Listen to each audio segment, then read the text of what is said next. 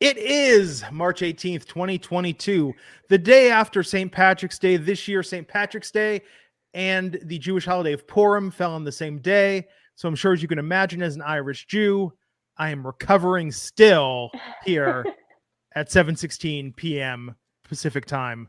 This is the Wrestling Inc. podcast. I'm Glenn Rubenstein, joined by NYC Demon Diva Issa tonight to talk about SmackDown, because guess what? Rampage ain't even on. We're going to be done with this podcast by the time Rampage starts. And it's going to be like a half-hour show or something. It's not that I'm in a bad mood about it. I'm just not complaining. You know, I was like, there's no way. I hope they don't ask us to go live at like 12:30 at night, because, you know, Alfred was already like, I'm taking the night off. I'm like, Glenn is going to have to carry the show on his own. I just got a text from Alfred and said, I've heard there's a massive amount of cake in San Diego this weekend. So, you know, we know Alfred loves his baked goods. And so he's off to San Diego to indulge in copious amounts of cake. I just hope that there's a good gym where he's staying so he can work off the amount of carbs that he's going to be consuming. Yeah. Oh, absolutely. It's, I mean, cake's a young man's game. You know, you get older, you start to appreciate a good piece of pie, you know, something a little more delicate, flaky, not quite as I'm more of a flan person, because I make a kick-ass flan. Oh, I make the best flan. Interesting. I don't think I've ever met a flan person before. I mean, because you never had my flan. Wow. Well, there you go. You'll have to put the recipe online. I'm gonna add it to the list of bonding activities that we're doing in Vegas. Okay, but can you make it vegan? Can you make a vegan flan? Oh, I can. Oh, okay. Wow. Oh, I got you. Okay. Just for you, though. I'm not making a vegan flan for nobody else but you. Okay, well, we'll have a conversation if you need some replacers for some things, because there's I know, good options. You know, apparently that's what my mom said. My mom was like, if you're ever gonna make it for a vegan, you need to make sure you call them and make sure that what you replace it with is the right thing. And I'm like, yeah, I know. You know, what's a game changer is for eggs or anything that like needs to be sort of frapped or whipped, basically the juice from a can of beans. Like they're called aquafaba. Really? Yeah, it's like egg whites.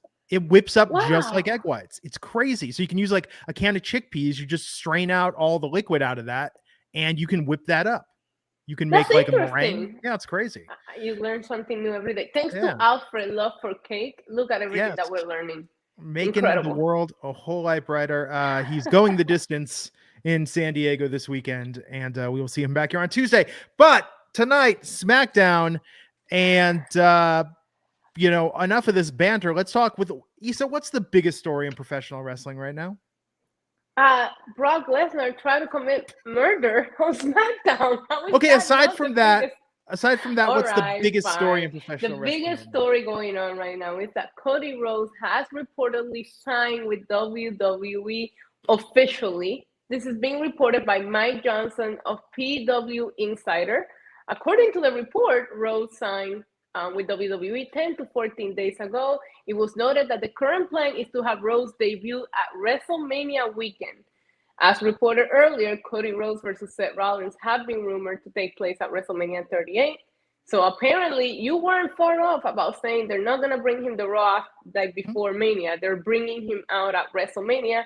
But if the report by PW Insider is correct, this is a done deal. It's been a done deal for 2 weeks. They're just waiting for that moment.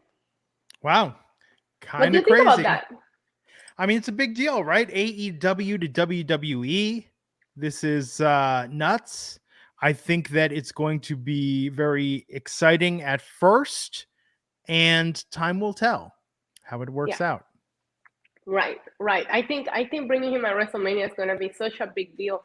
I completely changed my mind after we had the conversation on the last show about the impact that it will make to bring him out at WrestleMania as opposed to a Monday Night Raw before WrestleMania. Granted that we're going to be robbed probably some awesome promos that we could have had between these two guys, but still, I think the pop in the WrestleMania moment kind of like makes up for it. But yeah, that is the biggest news in professional wrestling. If this report is correct, this is really a done deal. So good for Cody Rhodes, I guess. Here's my prediction for how this is going to go. He's going to go over on Seth, and then he's going to come out. Now he's going to be on the Raw brand. Yeah. We don't know what's happening. That was on the news report. He's going to be on Raw. We don't know what's happening with the championships, though, because there's going to be the unification. I wonder if one of those belts ends up on Mr. Rhodes at the pay-per-view following WrestleMania. So I believe it was the Wrestling Observer that reported that even though the Roman and Brock match is a unification match, they still plan on having a world champion on each show. Kind of defeats the purpose, but there might be some kind of tournament, some kind of new title unveil. I'm not sure. No, don't quote me on this. It's all rumors, but that is a possibility. I could see them bringing back the World Heavyweight Championship and having Cody win that. A little nice wrestling continuity lore there. I mean, ultimately, Cody said that he left because he didn't feel like he was being utilized and he could become a bigger star. So if he comes back and wins that, it's like full circle for him. Yeah. I mean, we'll see. We'll see what happens. It's going to be exciting. What else? What else is going on that's not as big of a story in the world of wrestling? Jeff Hardy was in the Matt Hardy podcast, and he finally explained why he did what he did at the house show. Remember, he kind of like jumped over the rail and kind of just took off, and everybody thought it was weird. He said that certain things just happened for a reason, and he didn't do it on purpose. He said that he felt like sometimes he felt like a big deal, and sometimes he felt like he was just roaming the halls in WWE, not even realizing why he was there.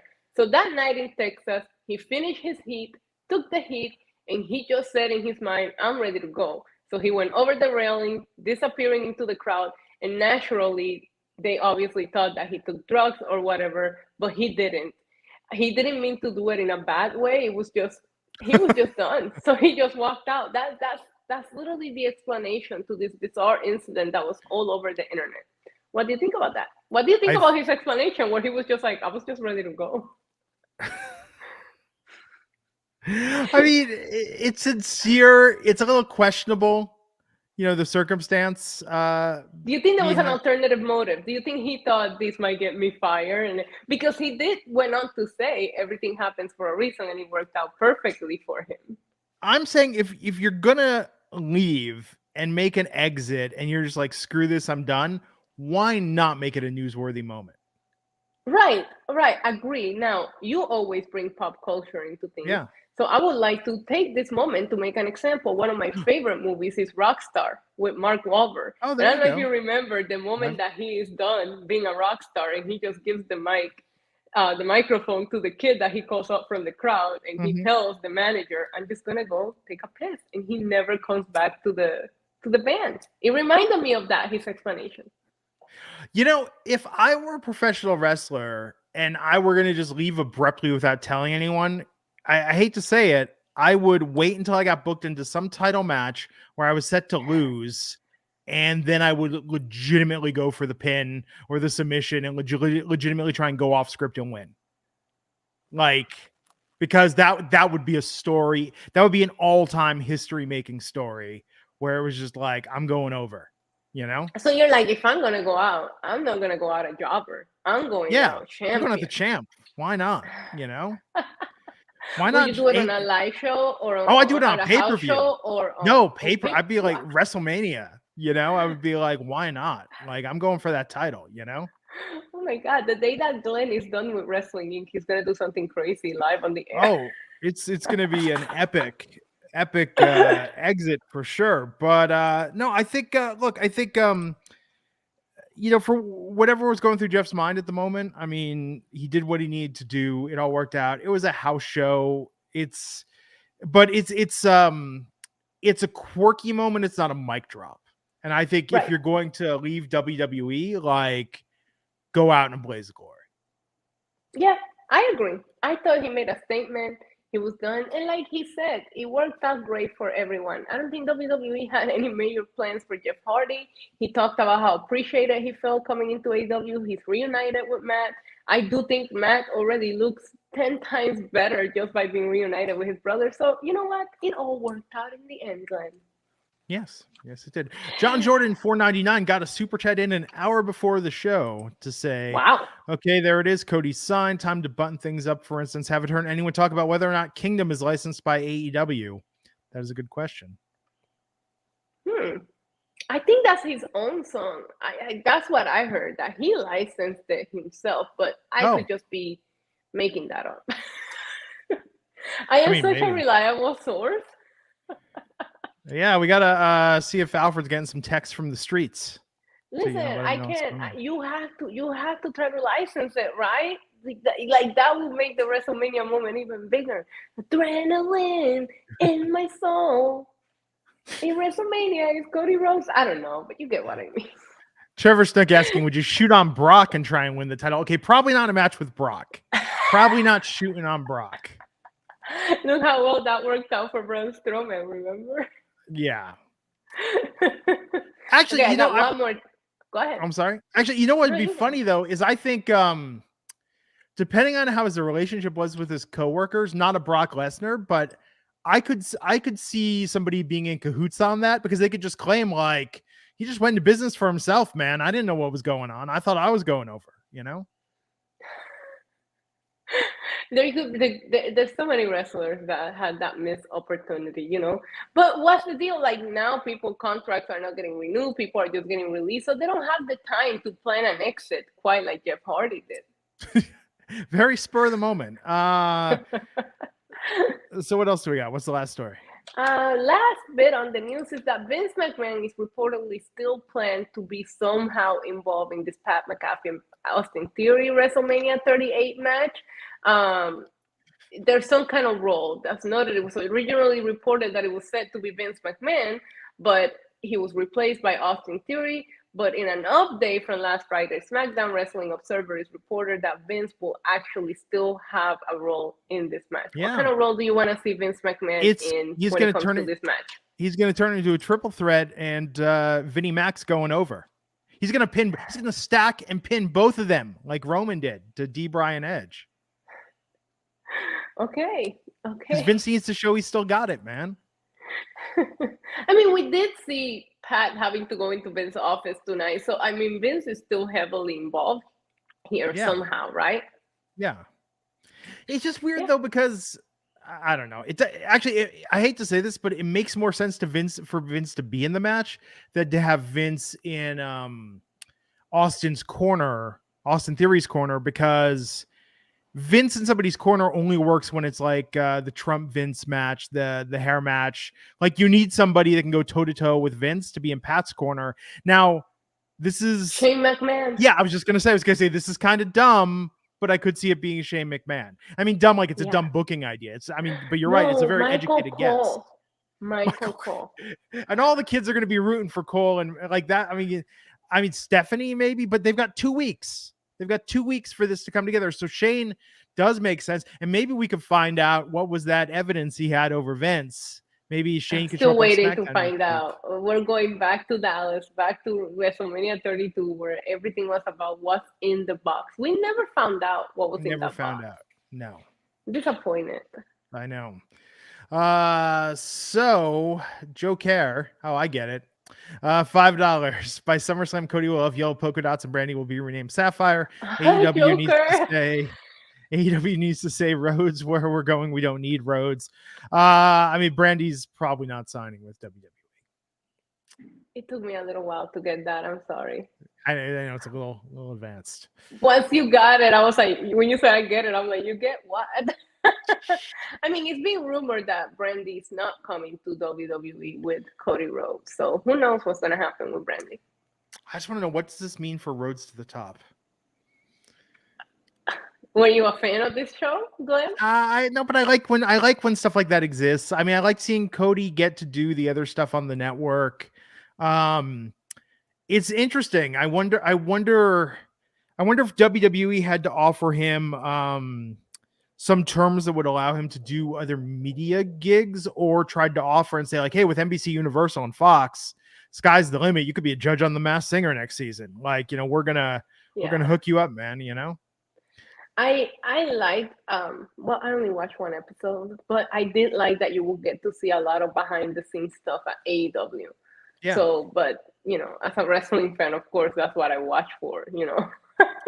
Oh yeah, I mean, it's like, I think that's the problem with Miz and Mrs. is that I don't really care about their domestic life. Total Diva, I thought Total Divas was at its most interesting when they were talking about stuff that was going on in WWE from their perspective. Total Divas did a good job of balancing their WWE lives and outside of WWE lives, where Miz and Mrs. is just literally their lives. You barely ever see their whatever's going on in WWE get involved. So because we like seeing what's going on in wrestling. Total Divas still drove me crazy because their timelines were so off. I had to stop watching. I have to say, Ms. and Mrs., we did talk about that extensively when we were planning our move, because my recollection is they rented a bus to do the move with their dogs, and we needed to move 5 cats when we moved. So we were like, how much does it cost to rent a bus just for this? Because we don't want to fly them, because that could be weird. And we don't want to drive in a car with screaming cats for 10 hours.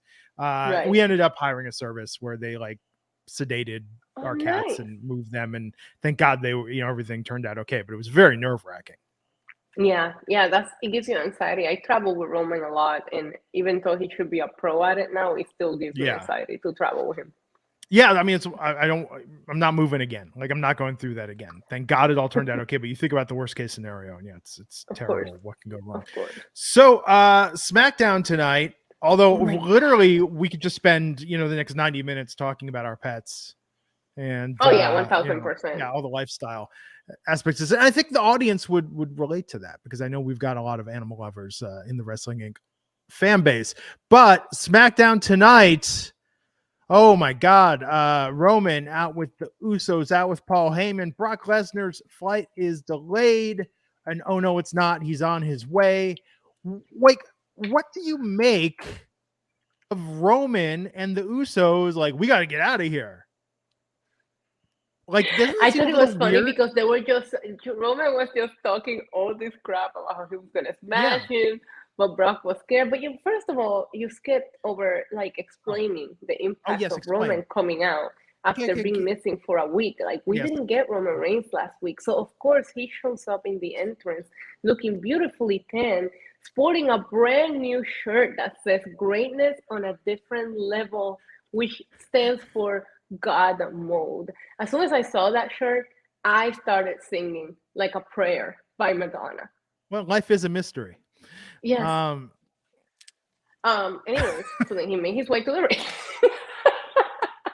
And he asked Charlotte, North Carolina, to acknowledge him, as he always does. Now, hear me out, because I still do not trust Paul Heyman. I don't trust Paul Heyman. Why will Paul go from the flight is delayed to he's on his way in a matter of a minute? Do you think this was a setup by Paul Heyman? Maybe. I mean, or, I've had it before where sometimes I'll get texts later.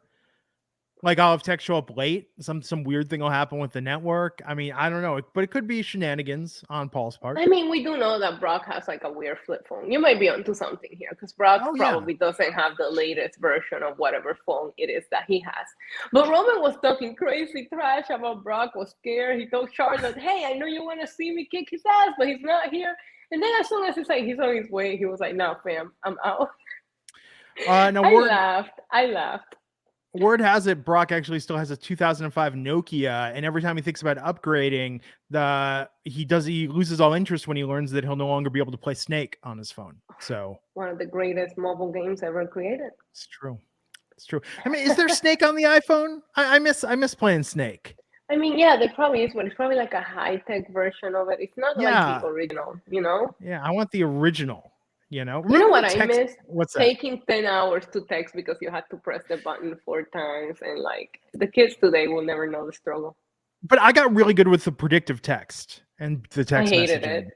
Yeah, I still struggle with that, even with my iPhone. It's not a struggle. It's because my keyboards, I switch them from English to Spanish, and I get them so confused that it keeps like auto-correcting English words to Spanish, Spanish words to English. It's a mess. Okay, so I'm going to give people the pro tip for the iPhone right now. If you go to your iOS settings and you go to keyboards, there's text shortcuts. I want you to go in there. I want you to type in every swear word as the shortcut and then say what word should you replace that with, and put the swear word. You'll never get ducking again. You'll get all the good, colorful language in your phone to recognize properly. And I've got a bunch of little shortcuts. I've got like TY, thank you. I've got LTR later. I've even got stuff for business. Like I have a calendar link I sent out, so I can just type Cal and it'll automatically replace that with my calendar link that I send people. I've got like just sort of repetitive notes. Got no worries. I got basic stuff that I just want simple shortcut access. It has been a game changer for me. I'm so glad that you're using this for like your benefit. I typically try to get a hold on people's phones when they're still unlocked, and I'll like set their autocorrect to like something insane. Like I did it to my nephew where if he would type like, I think it was like TY for thank you, it would like put like a long ass sentence and you had to like go back. I did that to him for the longest time, drove him crazy. Good Lord. Well, that's just evil. Okay. So one time there is an old photo of me. Maybe I'll have to post this photo online. It's like me. This was when I was in a band, and it was kind of a hipster look. I was wearing like a cream colored turtleneck. And then I had like this nice sort of burnt ash, like corduroy jacket over it and whatnot. And I remember my mother-in-law once saw it. She was like, "Oh, nice photo, Glenn." And I think she was being sarcastic. And so when I got access to her phone, I made that her wallpaper screen and her lock screen. Yeah. And it took her years to figure out how to change that. She finally had to like pay somebody to change that off her phone. Those were good times. Yeah. Amazing. So yeah, it's fun with people's phones. But Brock, who knows? Oh my God. Oh my God. Brock. Then Roman runs to the back, gets in this black SUV, and we just see Brock in this forklift literally attempt to murder Roman Reigns, the Usos, and Paul Heyman on live television. Nobody called the cops. Nobody did anything. That was attempted murder recorded on live television, and he was laughing about it. I love this. I loved everything about this segment. Yeah, not a forklift, but he hit the truck they were in. They got into another truck. I get this is they commandeered. Like, yeah. Like in Gone in 60 Seconds, they commandeered a lot of cars. And then Brock ripped the door off. I mean, yeah, it was a great backstage which I was moment. scared for the fans because you remember when he ripped the door off the Cadillac and threw it onto the crowd and like smashed a freaking fan in the head with it? Yeah. But then he brought the. Oh, go ahead. Did you find the picture? I did find the picture. Okay, no, we gotta stop. Show it. Oh, hold on. You gonna post that? Hold on. Why is it? Let me get the white balance better. There we go. It's me looking all sensitive, suave. You look mad in that picture. Tony D'Angelo will be proud of that picture. Yeah. Oh, definitely. Yeah. I think that was like 2000. No, that was 1997, 98. Oh, wow. Yeah. Good times. But no, I like this backstage segment. I think WWE does these very well, and I think they overdo them sometimes, but I thought this was well done tonight. Why did Brock bring the door to the ring like a trophy? That's a good question. Well, I think he just wanted to say, like, hey, look what I did. He brought it to the ring like it was some kind of trophy, and then he didn't know what to do with it while he was trying to cut his promo, in which he ultimately said that he is out for blood, and Roman can run now, but he will not be able to run in 2 weeks at WrestleMania. Everything was so well done that it made every other feud in this show feel insignificant compared to the effort that they're putting into Brock and Roman. That was a mistake. I think Ronda and Charlotte is. Oh no, yeah, I thought solid opening, solid closing, but all those feuds in the middle of the show. Yeah, there's a lot of mid matches. That are being built. TA $5 saying love you guys. First time watching live. Well, welcome. I basically didn't hear any of Paul what Paul Heyman was saying because I was drooling over Roman. Same. Every time. I understand how you feel. I'm gonna start a society. A society? Like Roman Reigns, like a cult or something. Yeah, I was gonna say like it's gonna be like I'm gonna stop before I go further with. If you have certain feelings when you're watching Roman Reigns on TV, come join my cult. We gotta stop. So great opening segment, really built nicely. And then Lesnar coming out to the stage after carrying the truck door and doing the promo talking about being the bipolar beast being awakened. Wow. This was good. They're building this. How do you think this ends though with this unification? Do you think Brock rides off into the sunset and we don't see him for a while after this? Is this your own way of trying to make me pick a side? Because I'm not ready. I'm not ready to pick a side yet. I'm just trying to figure out how this goes, because the beauty of 2 titles is that Brock and Roman can coexist on separate brands, and it all makes sense. Brock being in WWE and not having a championship, or being in a championship chase, not that he's ever really chasing, but he's normally not there when he's not at the highest level. So I wonder if Roman wins both belts, Roman, who's a full-timer, who makes the most sense to win both belts. Right. Agree. That's what I'm saying. I don't know what the plan is for Brock beyond this. Does he disappear and come back and win Money in the Bank again? Like, how do they deal? I mean, maybe, but this Brock is also on a different level. I know that Roman was wearing that beautiful shirt that said that, but I also feel like this Brock is on a different level. Taking him off television right now when he's at the hottest might not be smart. But I can understand why WWE doesn't want to have Brock on TV unless he's on top, because that's where he belongs. This version of Brock is just a version we've never seen before, and I'm enjoying it. And I'm just, based on what you said, maybe they'll take him off TV, so I'm just gonna enjoy it. Be happy while we have it. Smile because it happened. Edward Cousins says I looked like the 5th member of Color Me Bad. Why is that accurate? Yes. So there you go. It was George Michael, Kenny G, Terrence Trent D'Arby, Snow, and me, the 5th member of Color Me Bad. Amazing. I had to remember the look-alike nicknames that we had for the Color Me Bad members. I owned that record, and I believe I got that from the Columbia House Record and Tape Club. Oh yeah, the ripoff. Yeah. Oh, that was a sweet scam.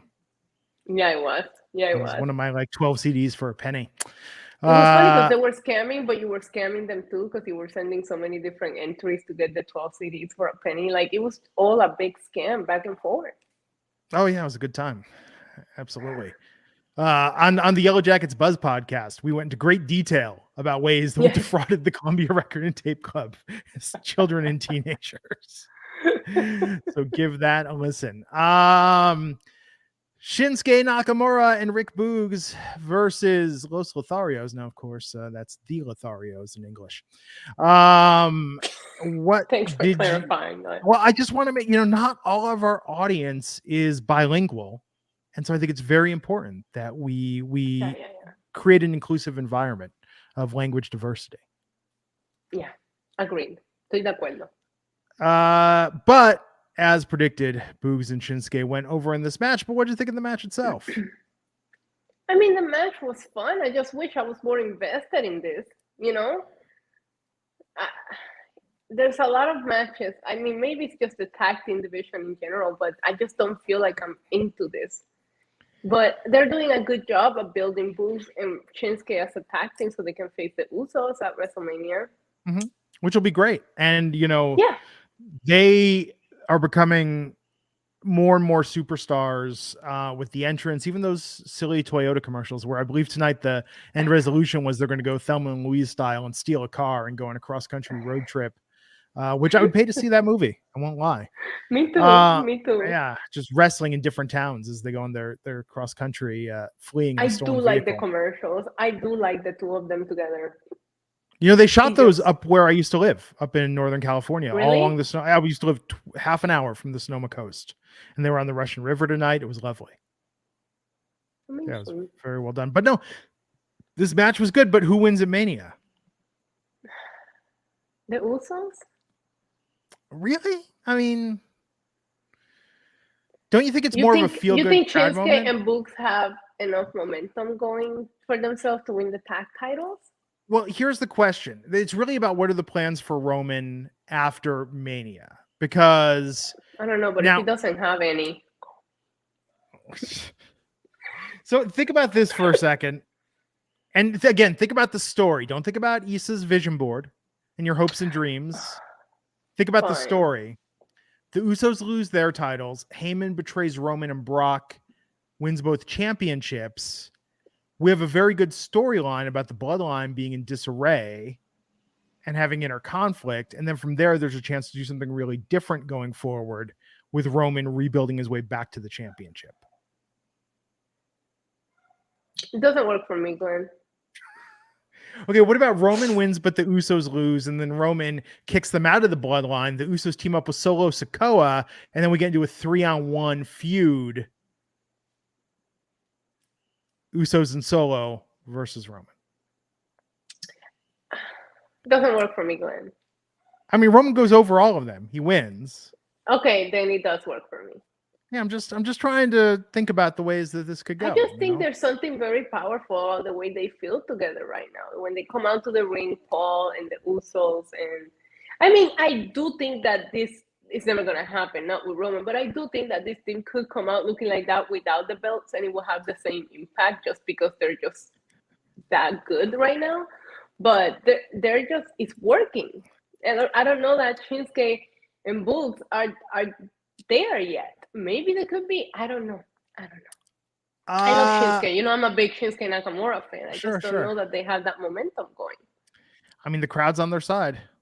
Of course they are. So, Drew McIntyre and the Viking Raiders versus Happy Baron Corbin, Jinder Mahal, and Shanky. Drew and the Viking Raiders went over. The match was about what you'd expect, but choice of words, WWE, because Moss cracked a joke about an episode of Happy Talk that puts everyone to sleep called Nappy Talk, which got repeated again. And I was like, are they real? Like, nobody said, like, interesting. Yeah, okay. You know, it's what happens when you keep rewriting scripts over and over until the show has to air. You don't have time to take a look at these things and go like, you know. Hated it. I noticed it too right away. Yeah. I'm going to stop excited? there. Let me ask you something. Yeah. Let me change the subject. Yes, please do before this goes into weird territory. Are you excited for Drew McIntyre and Happy Corbin at WrestleMania? I would like Baron Corbin to lose all his money again. Right. Because that's the last time he was interesting. And Drew McIntyre hasn't really, I don't know. They've been feuding forever. Yes. It's like, I was watching this movie the other night. You know, this movie came out in 2003. I finally watched it the other night. A movie called The Cooler with William H. Macy. And he's a guy whose luck is so bad that Alec Baldwin is a casino boss. And he hires William H. Macy to go sit at tables next to people to make them lose. And the plot of the movie is he meets a woman and falls in love, and then his luck changes and everything goes to hell. But I was thinking it's kind of the same thing. Like, Baron Corbin is great when he's on a losing streak and is a sad sack and is so much more interesting, but it just doesn't work with him with this happy-go-lucky attitude. Right. Yeah. It's just, I think like maybe a poor Baron Corbin and a Drew McIntyre before the sword would have been such a better, more interesting feud. Because he's going to win the sword and pawn the sword.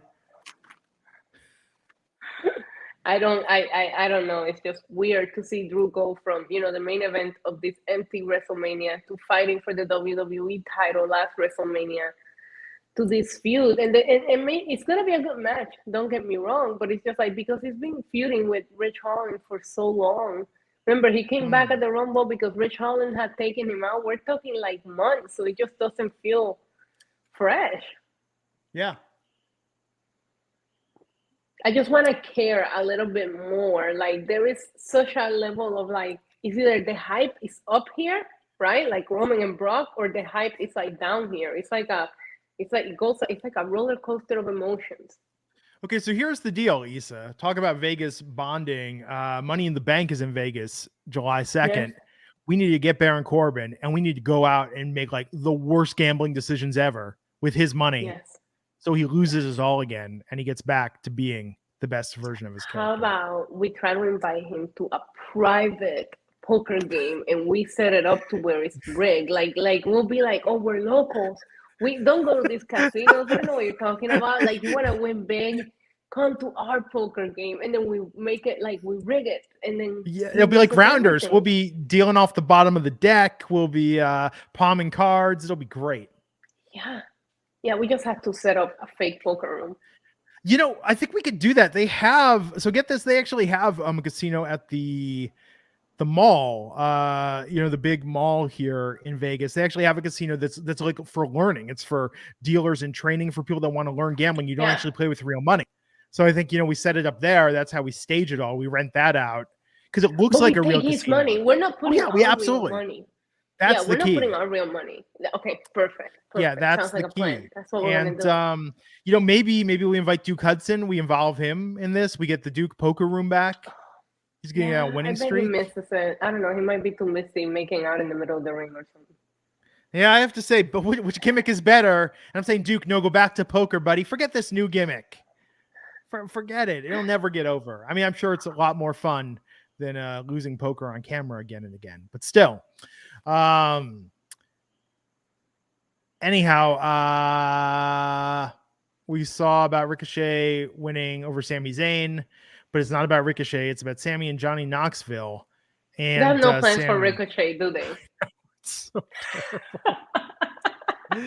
dude, you won the championship. Nothing. It, so I had to say it. No, it's going to be a 6-man ladder match at Mania, I'm sure. But with who? Everybody else is on some true. Pointless feud.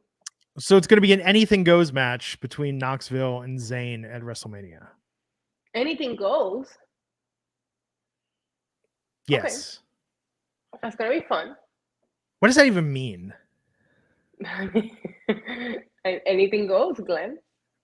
I've heard that one before. But no, I think, but no, you have Extreme Rules. You have no holds barred. You have no DQ. Yeah, but you don't have anything goes. Anything goes. Anything.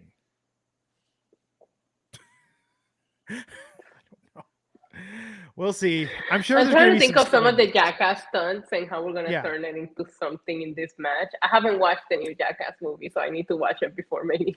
Yeah, I'm sure there will be some silliness and shenanigans in this match. Yeah. Sasha Banks and Ricochet. Yeah. Like Ricochet won this IC title. It's WrestleMania season. They should have something for him, and you can just tell they have nothing. Alicia A is saying, have Baron Corbin invest in a Ponzi scheme. Better yet, let's bring back the Shining Stars, and he could buy some timeshares at the Shining Star Resort in Puerto Rico. I just interviewed Epico, so you guys should go check it out. Does he have any of those? Does he have any of the pamphlets left from the Shining Stars timeshare? I really wanted one of those. I didn't have a chance to ask, but I should be at one of his shows tomorrow. I will make sure to ask. If he does, I will get you one. Because they only handed those out at a few shows, but those were printed timeshare flyers they had, like brochures. But Glenn, come to Puerto Rico, the Shining Star of the Caribbean. We went there, and that was part of the reason why I wanted to go there. It debuted the night after Mania, WrestleMania 32. I remember. And I'll never forget seeing the Puerto Rican flag on the screen. I got all excited, and then I saw what the gimmick was, and I was like, oh, no. Part of my motivation when we went to Puerto Rico is I went, well, the Shining Stars and Menudo. So right there, you got me. I was like, wait, we can go to the places. Menudo shot those Menudo on ABC vignettes. Yeah. And we did. We went to the mall. We went to the fort. We went to all of it. The fort? Yeah. Yeah, we went to the fort because in old San Juan, Puerto Rico. Did you know that? It's super haunted. Oh my God, yeah. I'm about to make a blog about it. I'll send you the link when I make it. I'm going to talk about all the stories. Very interesting. Very interesting. So Sasha Banks and Naomi versus Liv Morgan and Rhea Ripley. Loved this. They don't go here. I know, but they're all going to be in the tag team title match at WrestleMania. Sasha and Naomi, massive star power, just combining in this tag team. Liv Morgan and Rhea Ripley, it's working out well. This is the best the women's tag division in WWE, I think, has ever been. Zelina and Carmella at ringside were fantastic on commentary.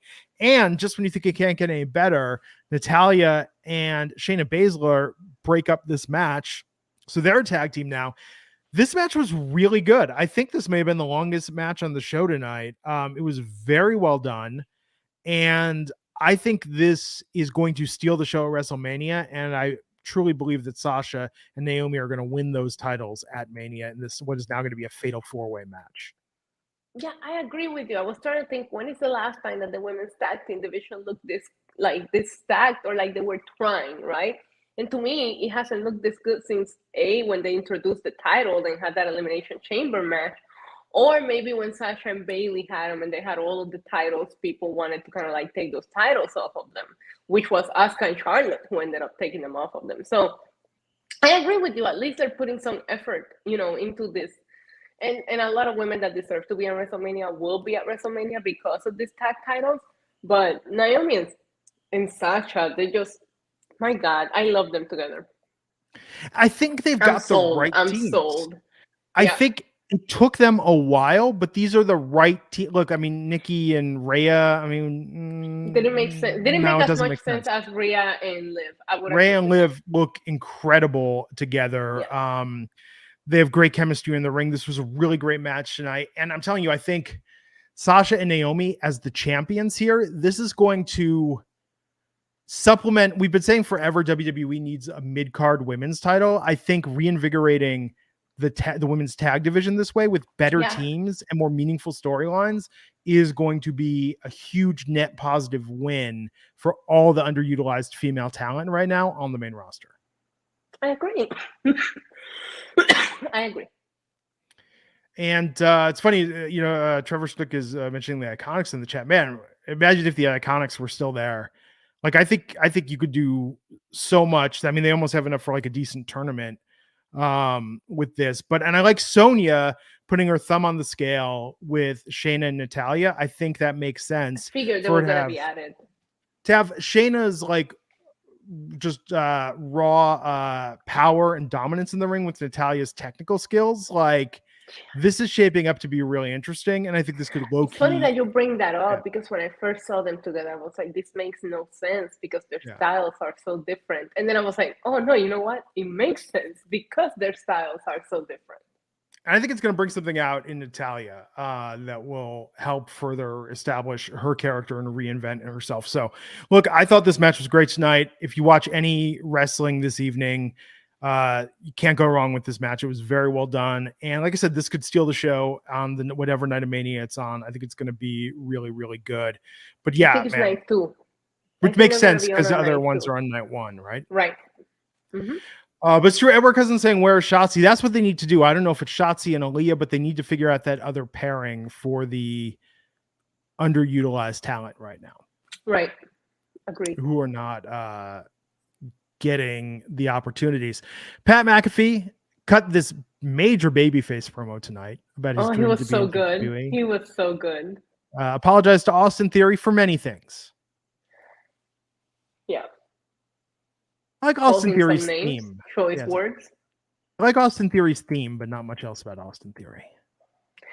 Same, but I really, really enjoyed this promo by Pat. He's so good. He's won me over. I'm actually looking forward to this match because of him, not because of Austin Theory, I thought it was funny. I was like, why does he have to apologize? When they announced it at the beginning of the show, they were able to turn that around in the promo to where it made sense, the apology. Yeah.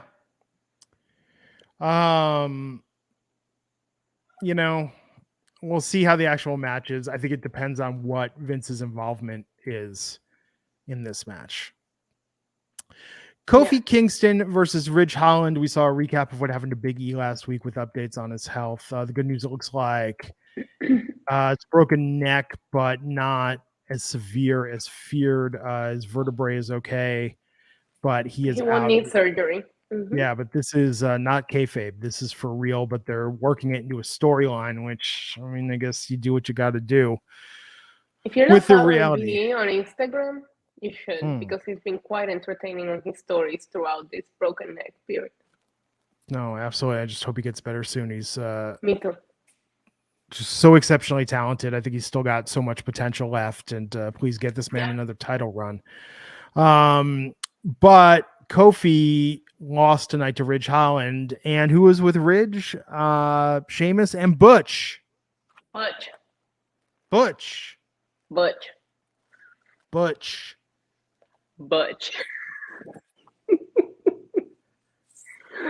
Yeah, he was there.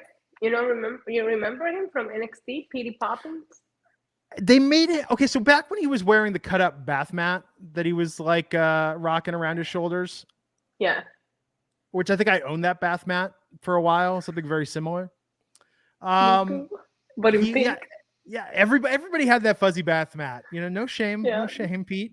But he looked kind of big and menacing. But now in like the super skinny jeans and the Newsies outfit, like he looks like a tiny little man, like coming out. Like he looks like. How can you look like a tiny little man when your name is Butch? He looks like a little rascal, like the little rascal Butch. But even with the other guys coming out there, like he looks like the little sidekick. Like he looks like the guy who, when the bully is like telling off the parties, guys are like, yeah, tell him, boss. You give it to him. I'm so glad you brought that up, because I was like, why didn't they put Butch in the match? Like, why are you having him standing ringside next to Sheamus, who is a mountain of a dude to begin with? I think anybody would look short next to Sheamus. But Butch managed to look even smaller. Okay, here's the reference. Let me open this up for how he looks. Oh no! I'm gonna just get this correct. Let me get the image. Hold on, I gotta find. It's trying to show me a video here. I just want the photo. I just want the photo of these two. Okay, here we go. Oh God! I know. I'm scared. But it's important. It's very important that we educate our audience on who he looks like, because I could describe it, but really let's just show the people. So standing next to these two larger looking guys, he looks like Chester, the small terrier, next to the big bulldog in the Looney Tunes cartoon Spike and Chester. I'm never gonna be able to unsee it now, Glenn. He just looks like such a wee little man. He looks like Roman, my dog. But he doesn't look as big and intimidating as the other guys, I don't think he ever looked big and intimidating. He did with the cut up bath mat on him. He looked like a guy you would know. The one time that I liked him was when he was wearing that old white gear when he was in that fatal five-way match for the NXT title. Yeah. But it was because they were all his size but carrying cross, Well, as Trevor Stook is saying, that reminds me of the bullies from the Christmas Story. Yes, he looks like the smaller kid from A Christmas Story, and that's not good. And look, Pete Dunne's never smiled in his life. We established this a long time ago. Issa used AI software to see what it would look like if Pete Dunne smiled. But the scowl he's doing right now, like you could even tell the way he's standing. He's like kind of he's kind of demure and just sort of like, yeah, I know this name sucks. Like I'm tough. I'm a tough guy. Look at me. I mean, it has to be such a weird moment for him, right? Like not only are you in this name change BS next to these two huge guys, you're also involved in the storyline that kind of hurt Biggie. Like I feel like this whole thing is just going all kinds of wrong. Well, and Alonzo's saying this isn't height shaming. This isn't about height. It's literally just about the way he's carrying himself, because you could be a smaller guy and still look like a badass. You could still have swagger. He is hunched over in a way where I think, and this is probably a Vince, so it's like hunch over, look like you're about to. AEW roster. Yeah. I'm sorry, that was a joke. No, but Vince is probably saying, yeah, look like you're about ready to fight. Hunch over, got your fists. But no, Conor McGregor's 5'8". Conor McGregor carries himself like a badass. Yeah. Butch looks like the kind of guy that has something to prove with it. He looks like if you call him chicken, it's going to trigger something within him, and he's going to be forced to accept your dare. As a thinker, think on that one a little bit. Oh my God! And he's 5'10". Pete Dunne. I just looked at Pete Dunne is 5'10". He is 2 inches taller than Conor McGregor. Okay. How tall is Michael J. Fox? Michael J. Fox is 5'4". Michael J. Fox carries himself like a bigger man than Pete Dunne. Wait, is he really 5'4"? Yeah, Michael J. Fox is a really small guy. I'm gonna go back and watch some Family Ties after this tonight. I'll watch the episode where Yeah. they run my favorite episodes are probably the two. One where Alex invests his dad's money in the stock market without him knowing, and then two when his dad's away and they turn the house into a hotel. That's probably the single greatest episode of Family Ties ever. I don't know why you're pretending you're not gonna run off to watch Rampage after this. We know. That's right. I'm going to run off and watch Rampage right after this. Right after. Right. You might even go live and cover it yourself with excitement. I mean, that's a lie. He's not going live. Is it pre-taped or is it live tonight? I don't know.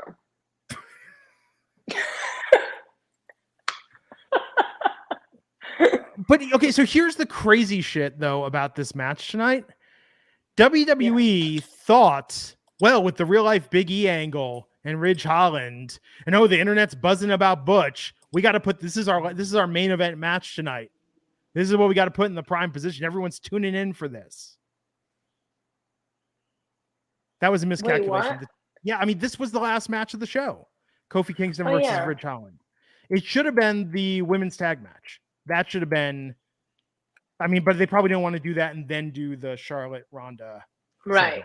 Right. They had to space it out differently. But yeah, I guess I see your point. I didn't think about that because to me the closing of the show was the awesome segment with Ronda and Charlotte, which I love this next segment. This I didn't love, but Charlotte and Ronda I really enjoyed. So Charlotte out there. And again, it's just about the presentation with Butch. It's not about Pete Dunne. Like I said, go back to having the bath mat on your shoulders, buddy.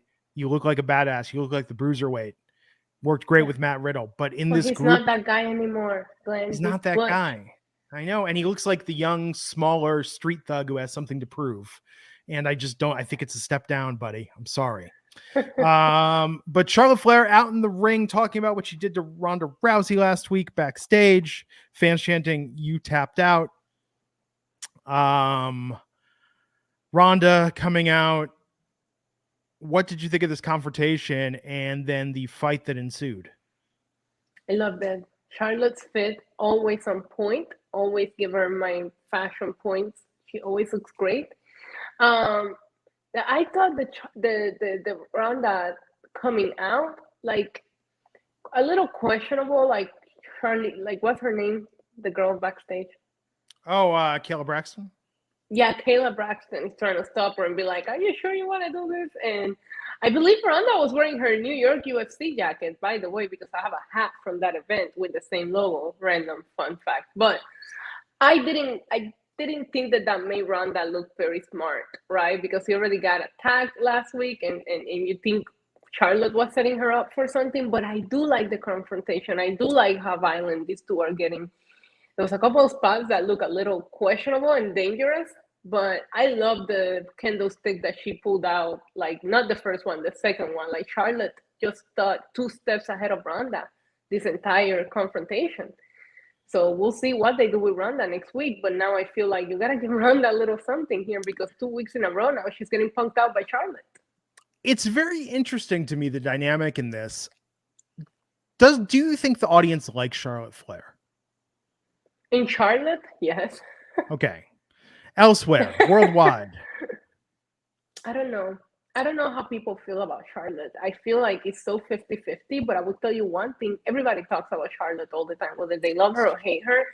Everybody's always talking about Charlotte. I saw so many comparisons between the match on Wednesday and people comparing Britt Baker selling to Charlotte Flair. Like she lives on people's heads rent-free. So she is, what does she call herself? The most, decorated superstar? She is. I think she's an exceptional very controversial. athlete. She is. I personally appreciate what Charlotte has done, but she's definitely talked about, whether it's for good or bad. But here tonight, yeah, she was like, which is why I can understand why they did the angle this way. And maybe they'll let Ronda get something on Charlotte next week. But I think it would have been the wrong choice to let Ronda go over tonight. Like you needed to let Charlotte get her heat in Charlotte. Ronda going through a table, you could see there was blood in her mouth. Yeah. It was her mouth, right? I couldn't figure out first if it was her nose or her mouth, but that was her it mouth. looked kind of brutal. Yeah, she had like bloody teeth. Her teeth were intact, but there was blood. Yeah, but there was like when Ronda, she was able to get out of the armbar, and when Ronda went to put her in the ankle lock again, she pulled out the second candlestick and beat her. So it's just like, I know the whole story of the Transellos is that Ronda's not a one move, athlete. So she's gonna have to think of other moves here because Charlotte is already thinking ahead when it comes to everything that Ronda has shown that she can do. Yeah, they're building this very well. Yeah, Crowd I'm very loves much Ronda. more invested in the last 2 weeks as I was on the beginning. Who do you think goes over? Oof, Ronda. Okay. I mean, what about you? You think Charlotte goes over here? I could see where they feel like they owe it to Ronda, given that in the first main event, Becky went over. Like Charlotte, I think, is a lifer at this point. So I think she's more likely to be okay with dropping the title to Ronda at Mania. Yeah, I just think momentum-wise, if it wasn't for Ronda winning the Rumble and picking Charlotte's this reign has been underwhelming. But that's the problem with Charlotte as a champion, though. It's the angles. I think that Charlotte doesn't get the best storylines, and I think that goes back to when they had her with her dad. Still, I'm trying to think of the last time Charlotte had a really great storyline outside of Becky, and with Becky it worked because they were friends. The back and forward with her and Sasha and the titles was very good. Okay, so Sasha and Becky, those are the two great two great Charlotte storylines so far. Yeah.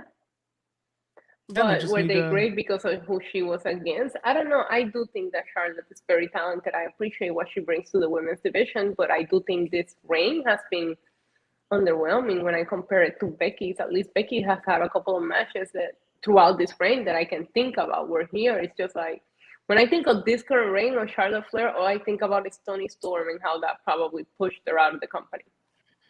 Man, if Rick was still, if the resurfaced controversy and Rick leaving WWE, if they'd kept the Rick and Lacey thing going, and Lacey came back and was like, "I'm your new mom, Charlotte," that would have been an epic.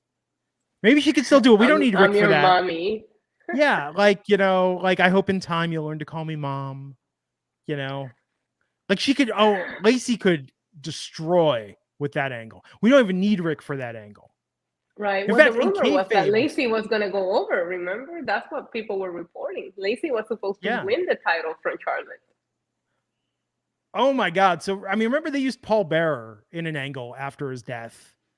Yeah. Like in kayfabe, Lacey should be like, Rick left everything to me. Charlotte's like fighting for her inheritance. Like they could do so much with this. That's too far, Glenn. What? Paul Bearer was in a feud after his death. This is the wrestling business. You're right. I hope Ric Flair lives a very long time. I'm just talking stories here. I'm just talking angles. Okay. You don't think that would be a good storyline? It would. But I feel like Charlotte has made a name for herself to where it doesn't matter what. I don't know. I would assume that Charlotte is rich on her own at this point, the way that she carries and speaks about herself. I mean, maybe she's invested her money well.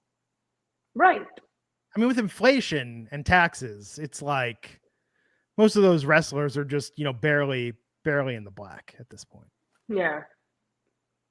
She carries herself like she has a lot of money. That's all I'm saying. Doesn't always mean we were just talking about it with Butch. That's true. Okay, so in your mind, Ronda goes over at Mania? Yeah. There you have it. You heard it here first. That was SmackDown tonight. Oh my God. Roman and Brock. That was it. That was the show. That's what we should have talked about for an hour. Roman and Brock. That's good. Brock tried to kill him, Glenn. Yeah, they do try and kill each other quite often. No. He stuck the thingies through the window. He could have hurt There was no one in the car when that happened. That was they shot this earlier today. That wasn't live. You're talking about storylines and suspending our disbeliefs. I love that opening segment. I did. When Shane McMahon and AJ had their backstage brawl, why was there a camera inside the car to capture an angle from inside the car? Why? Because sometimes, maybe he's a vlogger. Tesla has Sentry mode. Tesla's got cameras all over that damn thing. Yeah. That would make sense. Shane, They're always watching us. They're always watching us. So that's the podcast tonight, everybody. Go get yourself a drink, grab yourself a snack. Rampage is starting in 15 minutes. We'll be back here Tuesday. We'll find out about all the cake that Alfred We'll find sampled. out if Alfred actually likes us. I'm starting to think he doesn't like us anymore. Well, perhaps. Bid Moon, Buck99 saying Cody's coming home. Cheers to that. There you go. Adrenaline in my soul. So one last thing I'll leave you with. So last night we were watching Different Strokes on Amazon Prime, as one often does. You watch Different Strokes much? Yeah. Okay. Did you ever see the episode where Sam gets kidnapped? Yes. Open to season 8. I haven't seen it in years. Okay, so first off, they shot this thing like it's a backdoor pilot. Like Sam's getting a spinoff because they're showing this family. They're explaining they lost a child. Like, here's why the wife's sad. Here's the kid. Here's the dad. Dad's like, we should get another kid. And then, of course, the guy goes and kidnaps Sam. Thankfully, Sam finds his way home. But the dude that kidnapped Sam looks remarkably like Arn Anderson in the 1980s. I'm going to have to go back and watch it now. Remarkably like Arn Anderson. Yes. Different Strokes. I'm curious. Did he have Glock though? Did he pull out the Glock to kidnap the kid? He's threatening Sam's parents. He's threatening the Drummonds. Yeah, okay. So he does have the Glock. But I mean, hard times for Arn. Guest role on Different Strokes.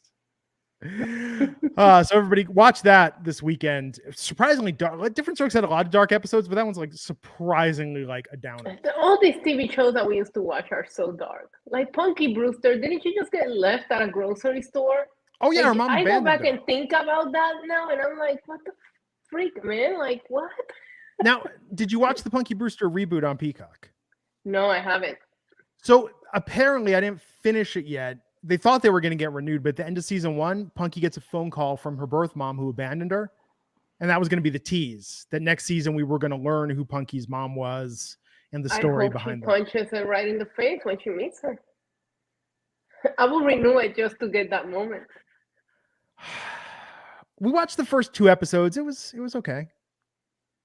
Yeah. They brought back Sherry Johnson. So that was nice. Oh, really? Yeah.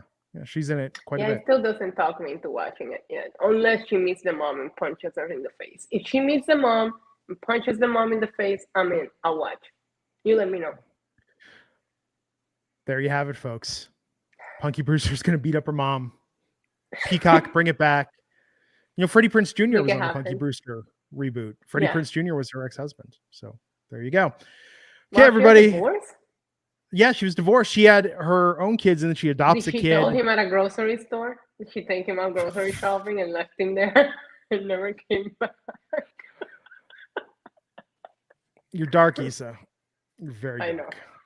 I know. Okay, everybody, enjoy Rampage, and we will catch you next time on the Wrestling Inc. podcast. Take care.